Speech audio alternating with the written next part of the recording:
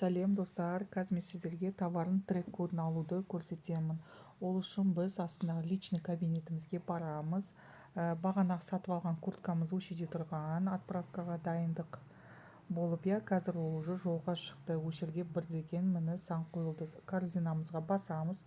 Мына жерде бізде міне үш кнопкамыз тұр. Бірінші біздің кнопкамыз ол возврат жасау деген сөз. Міне екіншісі посылканы отслеживать ететін, кнопка соңғысы бұл жерде получение, соны подтвердить получение. Оны баспаймыз, себебі біз қолымызға алған жоқпыз.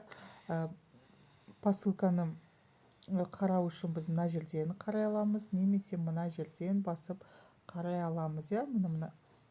Енді мына жерді басайық. Мінекей біздің камазымыз жолға шықты. Міне уақыты бар.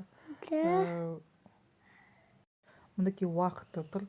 22 жыл 7 октябрьде сағат 18:10 жолға шықты. Бұл Қытайдың уақыты бұл.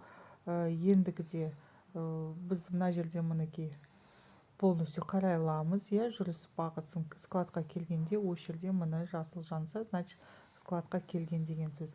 Біздің трек кодымыз мінекей тұр. Трек кодымыз міне тұр. Мына копировать. Мінекей трек код мынау емес. Трек кодымыз біздің мынау міне. Оны копировать ету үшін мына жерді басамыз бірлет.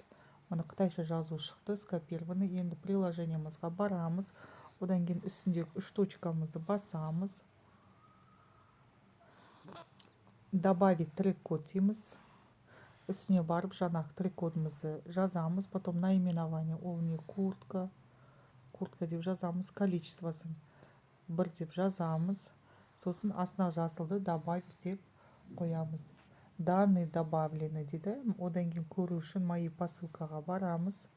Мінекей жаңағы қосылған трек кодымыз. Оны көру үшін бірлет үстіне басамыз. Мына жерге данный трек не существует дейді. Себебі әлі біздің трек кодымыз каргоны складына жетпеді. Каргоны складына жетсе, бұл жерде уже данные шығады. Отправлено в страну назначения деп, одан кейін Алматыға келсе, прибыло в страну назначения деп шығады. Мінекей осылай трек кодымызды осы жерден алып отырамыз. Именно КамАЗға келген кезде ғана трек код шығады. КамАЗға келген кезде сразу трек кодын копировать етіп алыңыз. Өйткені складқа жеткеннен кейін әрі қарай трек код копировать етіп ала алмайсыздар, себебі трек код шықпайды. Сосын отслеживание жасай алмайсыздар.